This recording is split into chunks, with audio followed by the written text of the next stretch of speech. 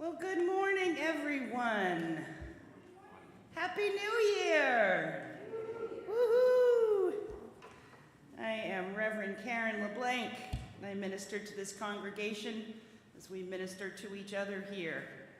We are a beloved community of people who believe that everyone is worthy of respect, that science is real, the democratic process is a sacred thing, that we are all part of an interconnected web, and that light and energy that we share and put out makes a difference in this world. We are people of purpose here. And if what you hear today resonates with you, we hope that you might consider becoming part of this way cool family of seekers and keepers of this very long dream. If you have any interest in that, oh, someone stole my blue card again. Well, there are blue cards that hang, and Deb's holding one up there, some of them are green. If you are new here and would like some information, please fill out one of those cards. That'll put you on our email list. You can also request the meeting with me or just about anything else. You can join us for coffee hour after the service today, right through those doors. We are live streaming our service as we usually do, so please be aware of that. And if you will put your phones into worship mode, we will begin by lighting our chalice. We'll have our RE director, Yasmin, light that for us today. As you can see, since you've got all kinds of cool stuff, obviously Yasmin is involved, because I never put up cool stuff like this. Only Yasmin does that. Thank you, Yas. May the light we now kindle and the time we now share anchor us to that inner flame, that sacred center which helps us remember who we were before the world told us who they wanted us to be. May our time clear the way for those memories and voices and friends that lead us back home. Now, our opening words this morning are from Monica Jacobson Tennyson, The Heart of Our Faith. What is it that calls you here, that calls you onward, that calls you inward, that leads you homeward? What is it that gives you the power to make that change, to ask that question, to take that journey? What is it that says, you have done well, that asks you to learn more, that brings you to stillness, that holds you up in hard times? It is relationship, the beating heart of our faith. It begins when we share this hour, our truths, this air, our hearts. So come, let us worship together. And now if you will all stand as you are willing and able, and join me singing our first hymn, number 88, number 88, Calm Soul of All Things.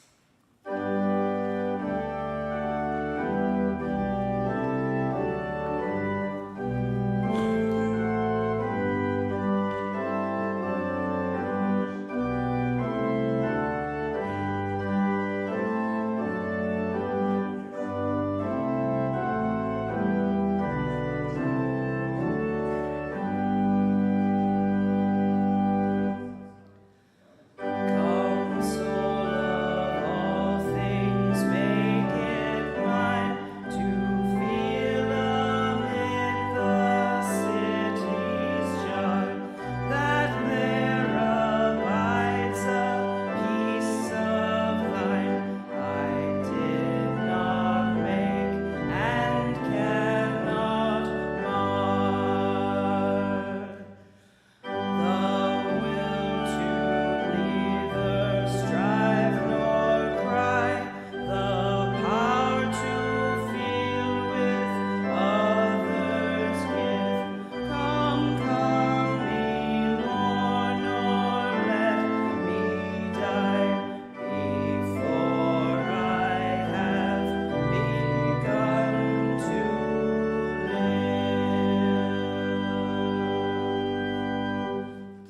time to say good morning to one another and greet each other.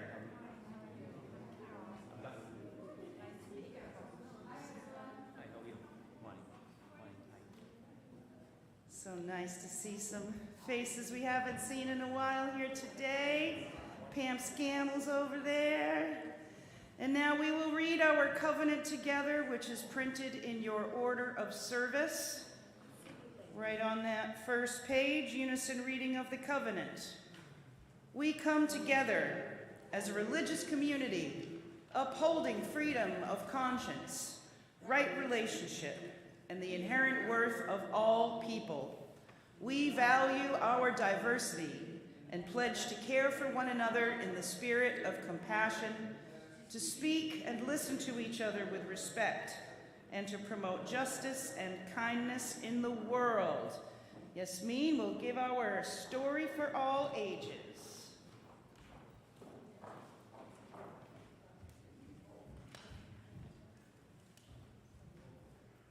Good morning, everyone. Happy New Year.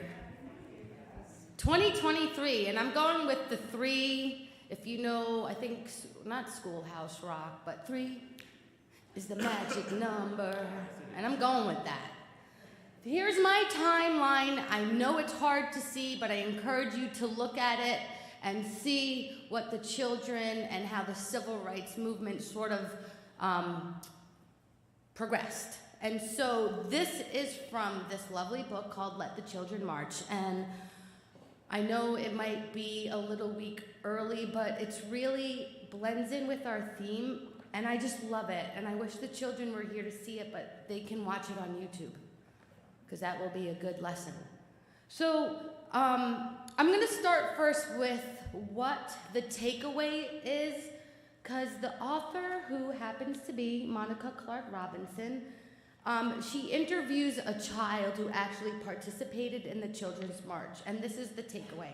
I want young people to know that each one has the ability to make a difference in their environment, and you just have to have enough courage to evaluate the situation and stand up for what is right. And then, when I researched and read this book, I thought, that is why I work with little people. So this is Power to the Little People. Let the Children March. 1963, Birmingham, Alabama. I was not even born. I could not play on the same playground as the white kids. I couldn't go to their schools. I couldn't drink from their water fountains. There were so many things I couldn't do. One warm spring night, my family went to church. We weren't there for regular services. We were actually there to hear Dr. Martin Luther King Jr.'s speech. He wanted to raise an army of peaceful protesters to fight for freedom, and his brown eyes were flashing with fire and love. Just how I feel when I come to church. If I march, Mama said, I'm going to lose my job, and boy, I can't afford that. I can't march, Daddy said. I need to feed my family. Well, the weight of the world rested on our parents' shoulders, but this burden, this time, they didn't have to bear that. I don't have a boss to fear, one said, or a job to lose, my sister said. We can march this time. We'll be his army. I'll be fine, Daddy. Don't worry about me, Mama. Dr. King didn't like children being put in harm's way. He was a daddy, too, after all. But he said that though we were young, we were not too young to want our freedom. Let the children march. They're going to lead the way. So on May 2nd, a sunny Thursday, boys and girls, brothers and sisters, cousins and friends, we all met at the church, dressed in our best, feet ready. In a silence so loud that all I could hear was my heartbeat, we began to walk. Hand in hand, we marched, so frightened, yet certain what was right for freedom. The path may be long and troubled, but I'm going to walk on. Would I be hurt? Would I be heard? Would it all be worth it in the end? I wanted to run from those angry faces in the crowd. I wanted to run from danger and fear. But boys and girls and brothers and sisters and cousins and friends, we marched and we marched and we marched, singing those songs of freedom. and 1,000 strong we came, all under the age of 18. Hate dogged my heels all day. Its yellowed canine teeth sharp, but courage walked by my side and it kept me going.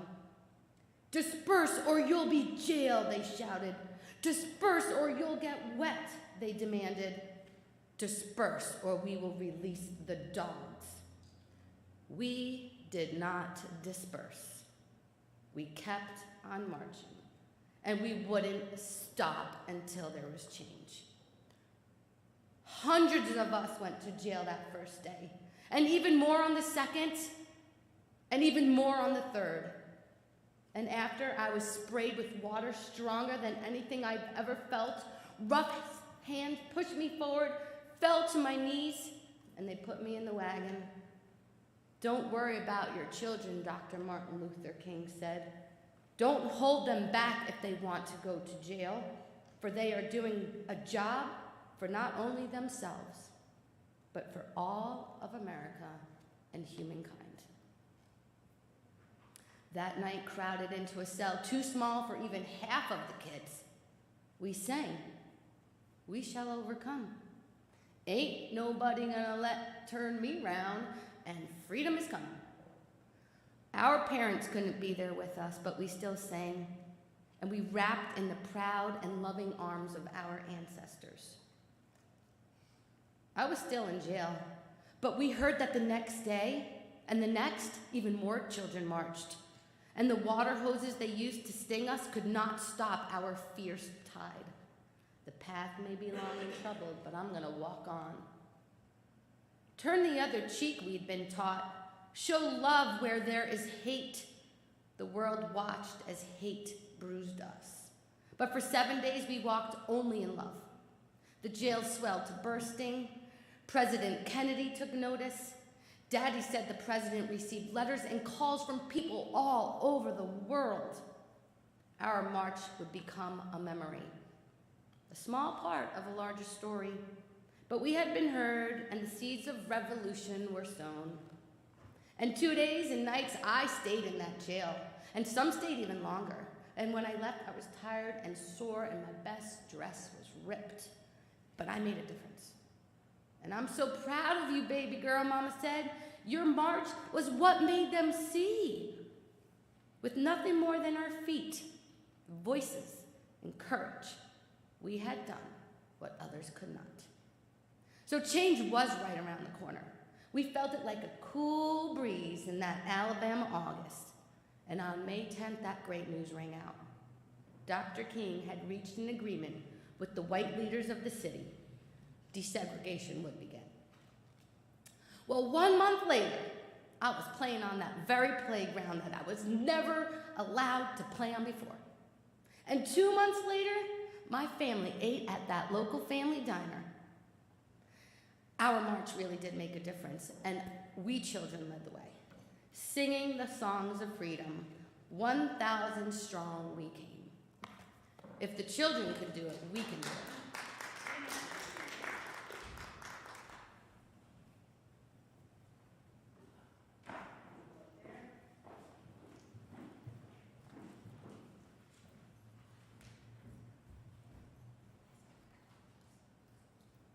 Yasmin, for that awesome story. And now we're going to have an extra hymn today that we will sing right now. We Shall Overcome. Maybe put ourselves in the places of those children that were so courageous, and let's sing along in the spirit of their courageousness. Please rise as you are willing and able.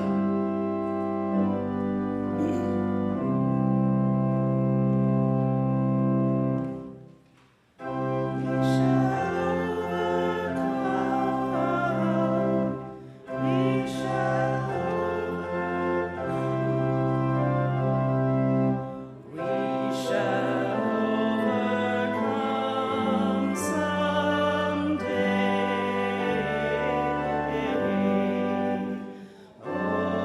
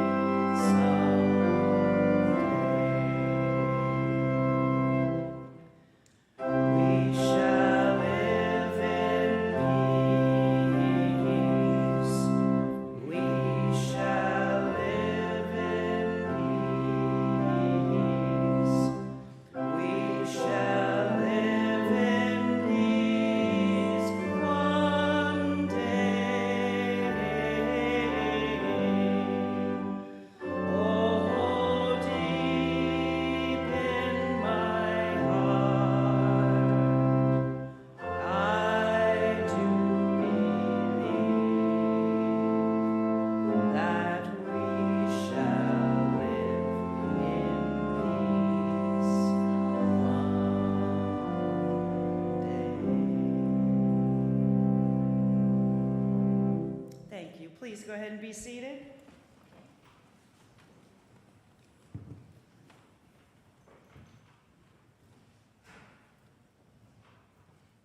Now is the time in our service where we share with each other our joys, our sorrows, our concerns. So if you have something you would like to share, come on up here, tell us your name and tell us what it is, and we will light a candle.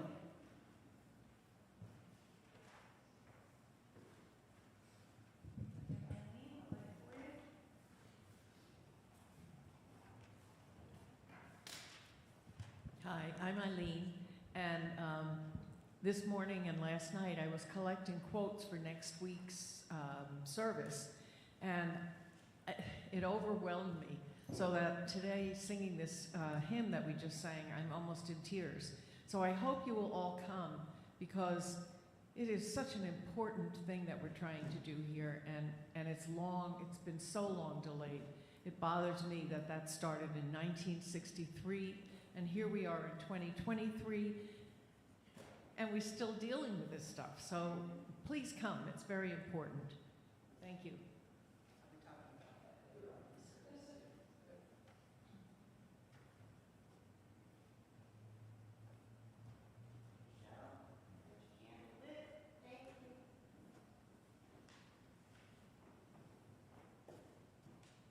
One of the friends of our church, Tracy Solomon, had a baby boy on New Year's Day, little Micah, so congratulations. Tracy was one of our RE teachers here for years. She adopted 2 boys, and then she went and had a baby of her own too.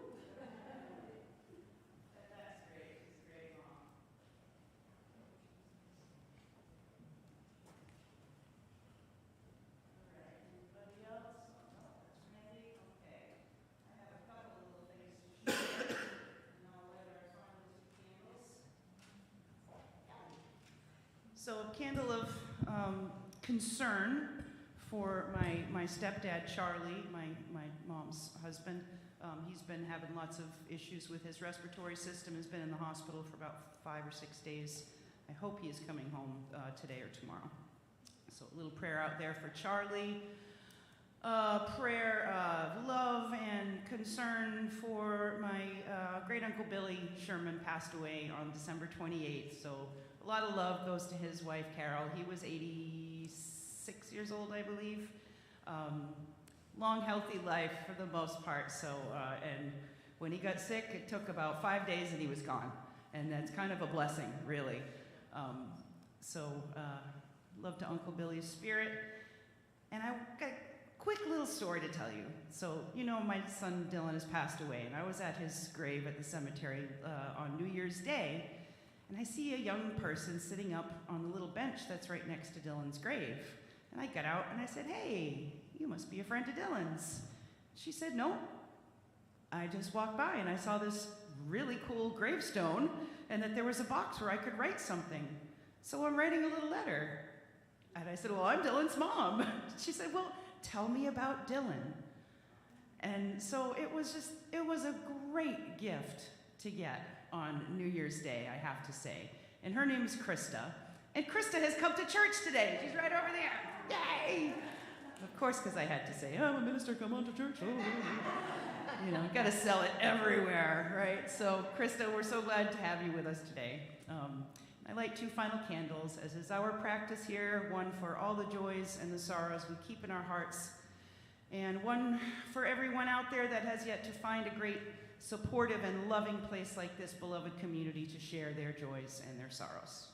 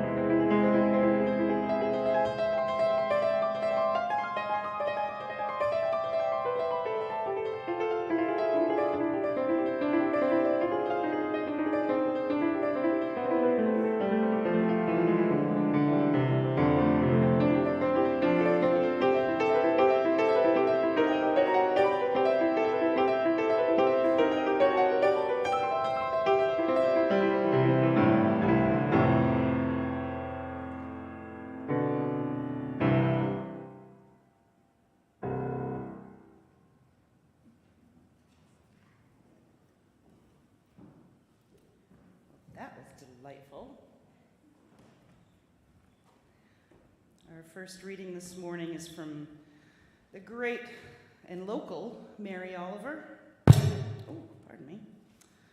One day you finally knew what you had to do and began.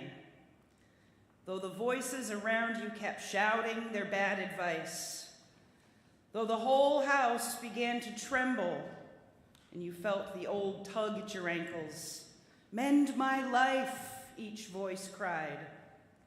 But you didn't stop. You knew what you had to do.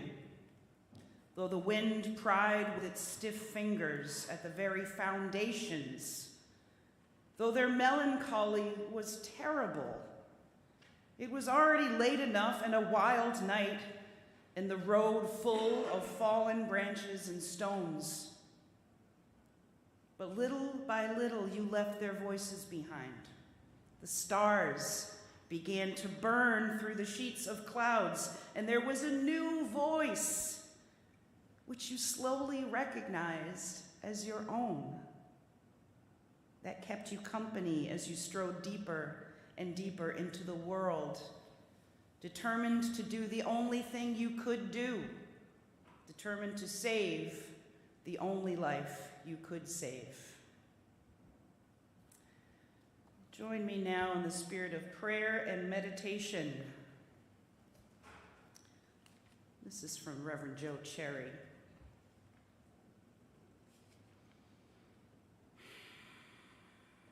This is my prayer. Please let the center hold. The center is what holds our faith together. The strength of the center is what allows us to stretch farther into the future, to the unknown, the untried, the uncertain, the unnerving, the places where growth happens. Let the center be strong, and let the center of this living tradition move with the times. Let the center of this living tradition lead the times. May the strength of the center strengthen us as we seek, as we embody compassion, work for equity, and demand justice for all.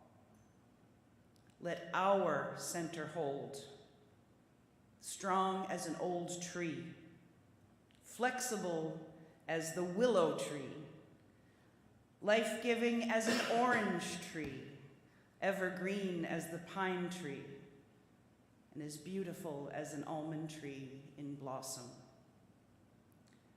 Amen, and so may it be, my friends.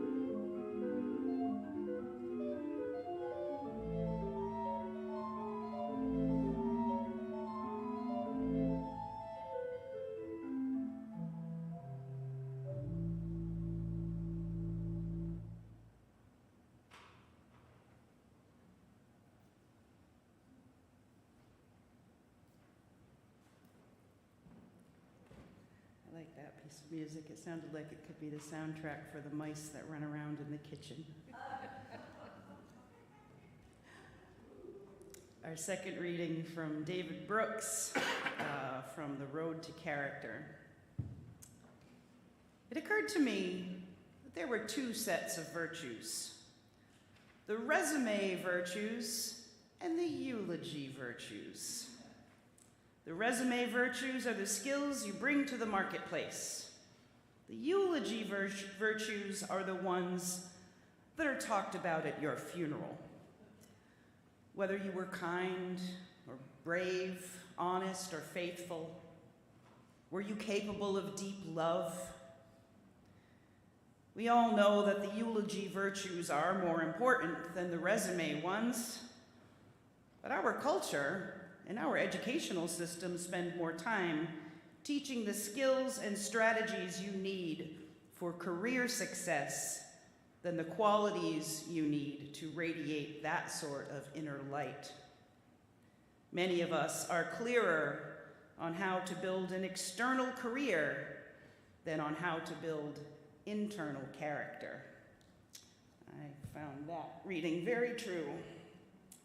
Now, if you will join me for our second hymn, or third hymn this time, Find a Stillness, number 352.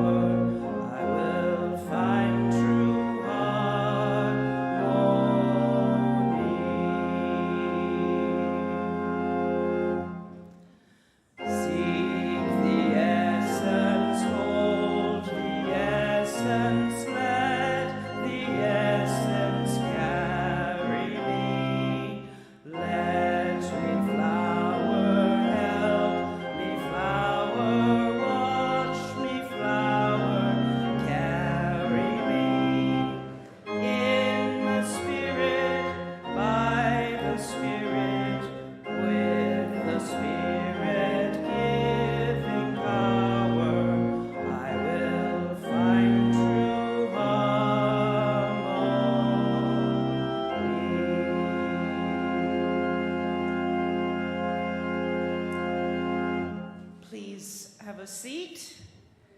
And now is the time in our service where we ask you for your kind donations toward the good works of this church, of which there are many, my friends, many.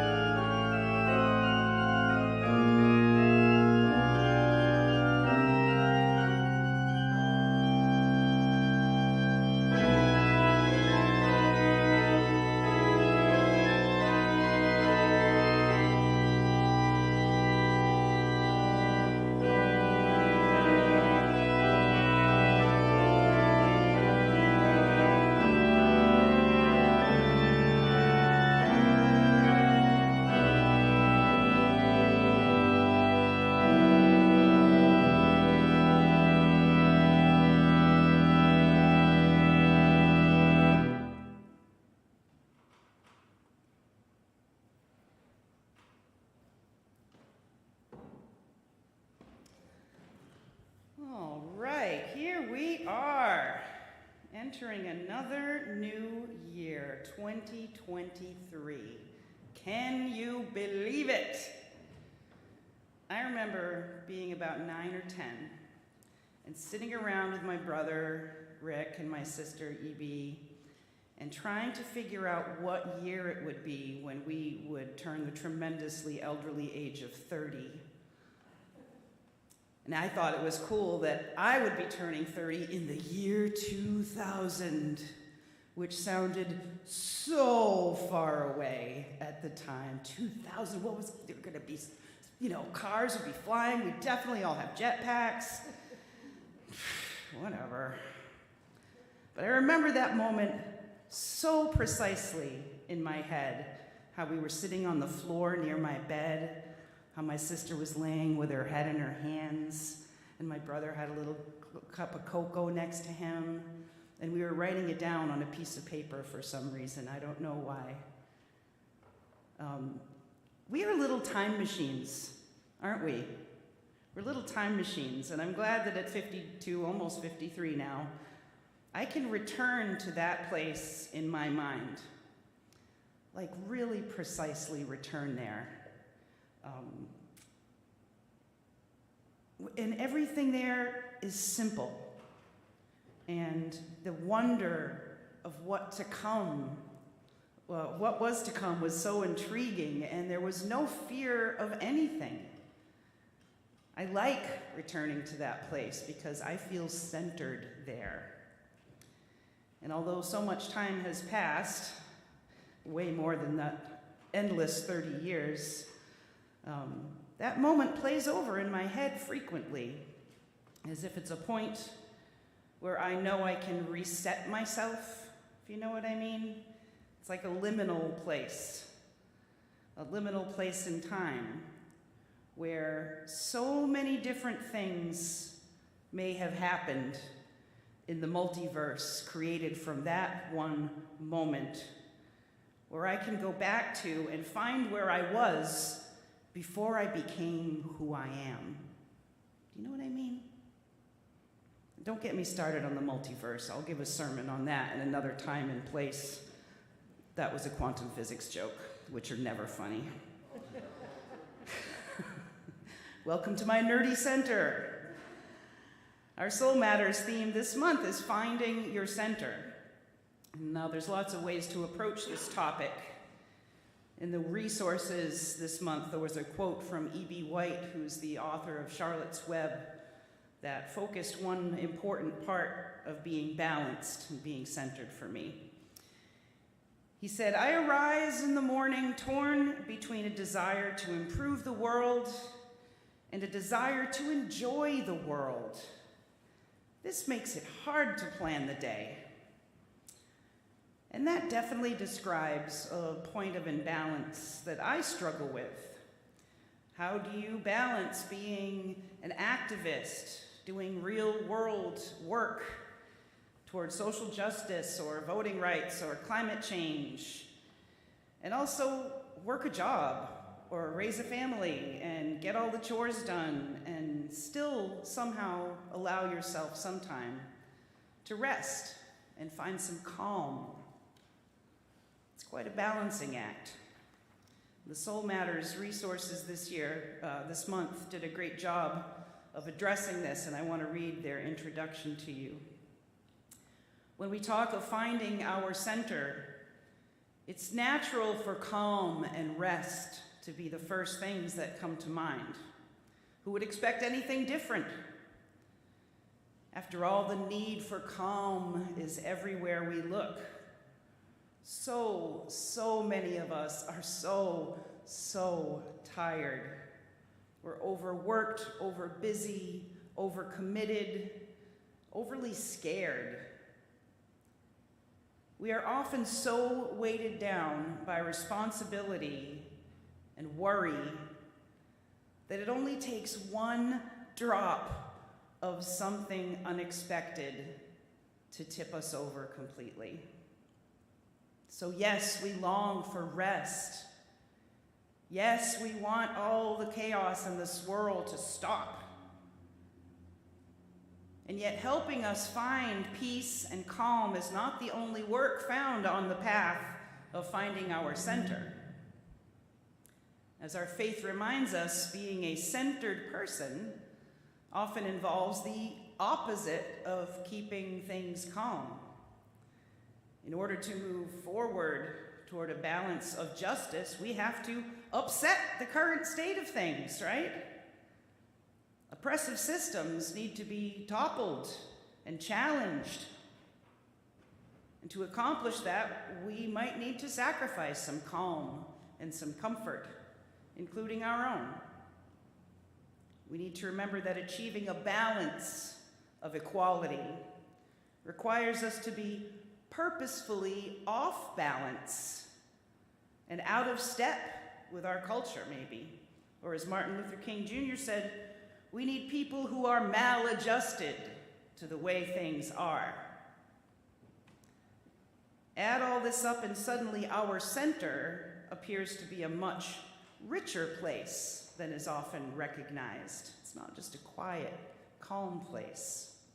It's not simply a place of peace. It's also a place of being pushed and launched. What you hear in this deep space is not just the whisper to rest and to breathe. We love hearing that one all the time, breathe. But more like, all right, take a deep breath and jump. We encounter an invitation there, not just relaxation.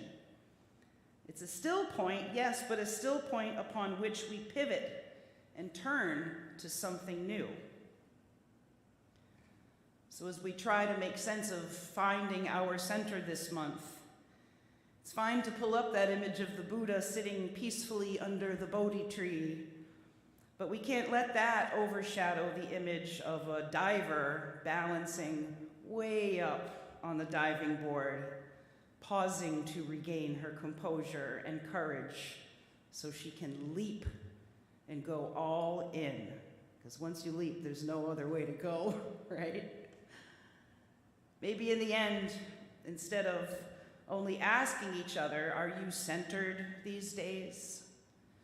We might want to ask, where is your center sending you now?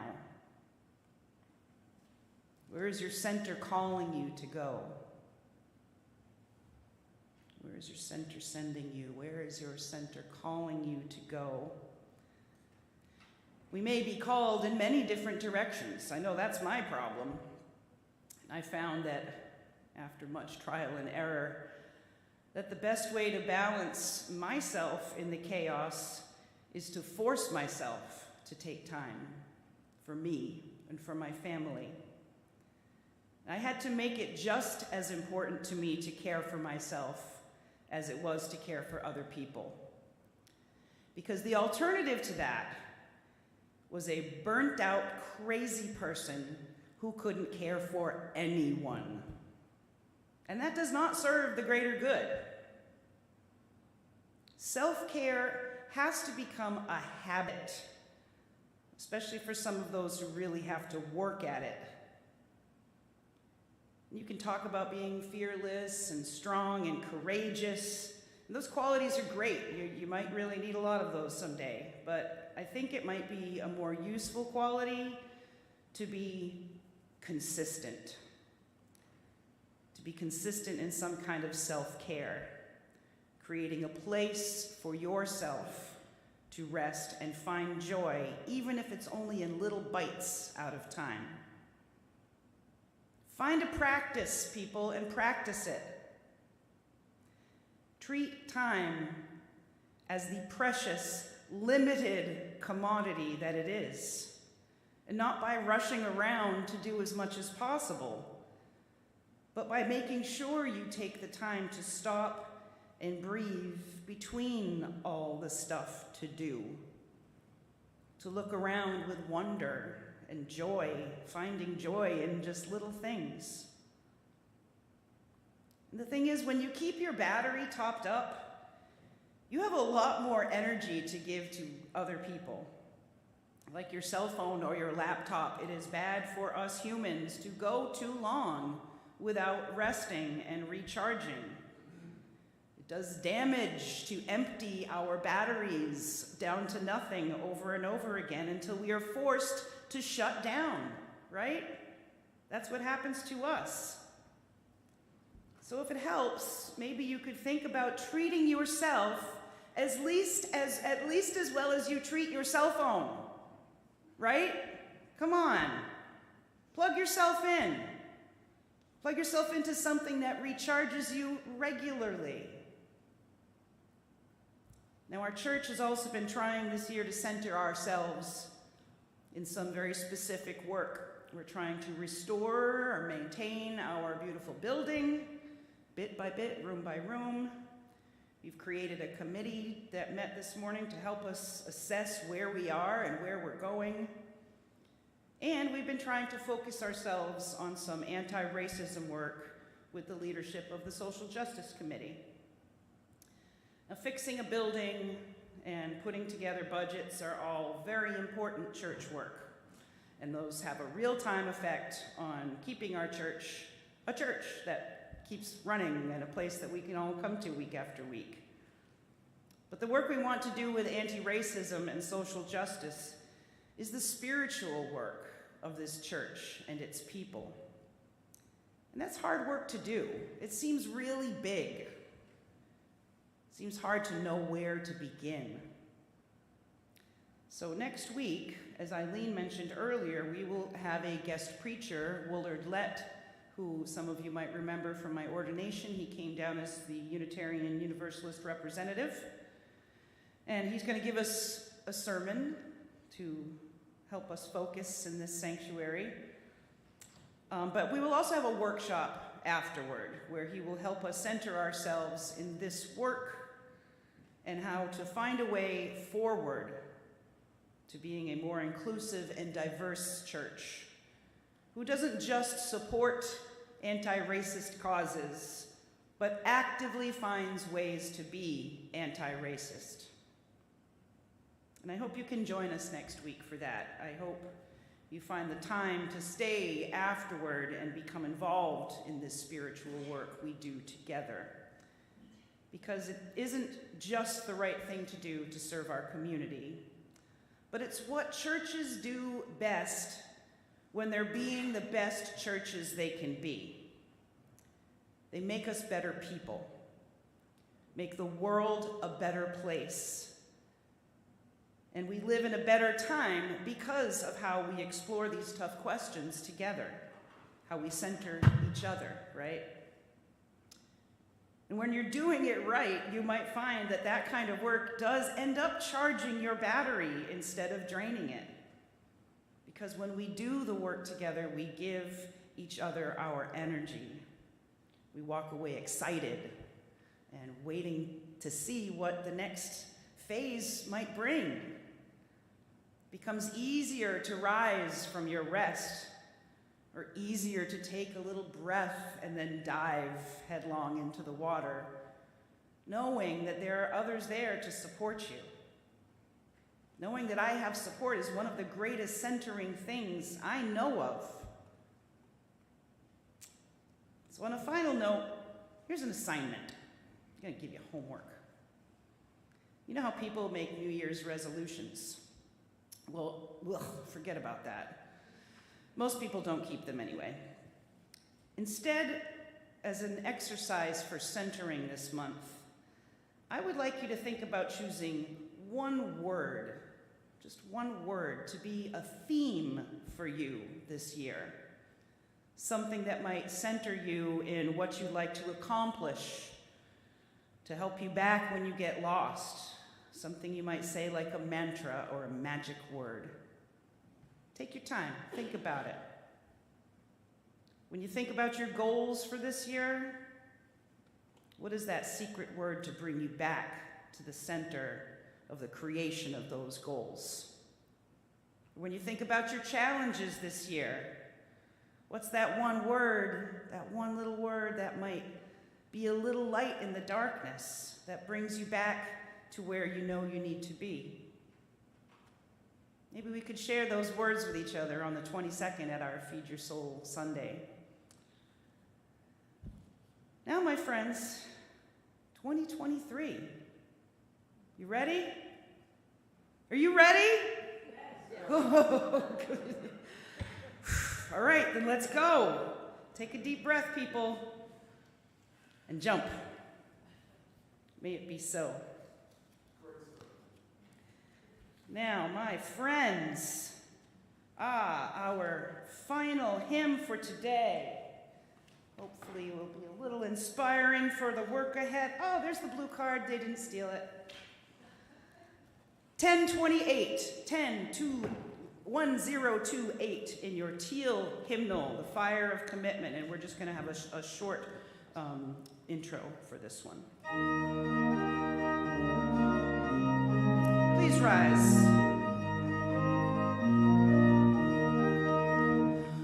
From the light of days remembered burns a beacon bright and clear, guiding hands and hearts and spirits into faith set free from fear. When the fire of commitment sets our minds and soul ablaze, when our hunger and our passion meets to call us on our way, when we live with deep assurance of the flame that burns within, then our promise finds fulfillment and our future can begin.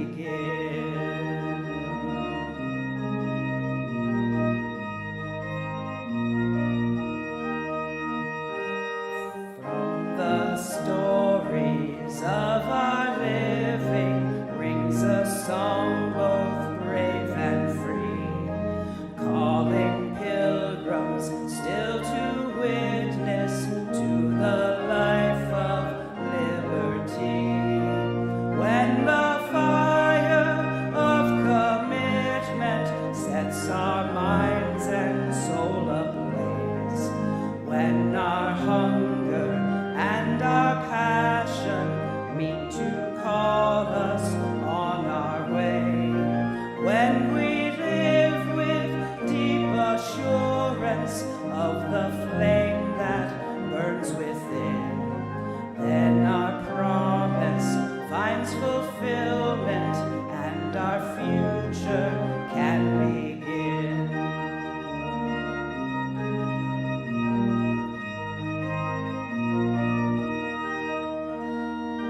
From the dreams of youthful vision comes a new prophetic voice, which demands a deeper justice built by our courageous choice. When the fire of commitment sets our mind and soul ablaze, when our hunger and our passion meet to call us on our way, when we live with deep assurance of the flame that burns within, then our promise finds fulfillment and our future can begin.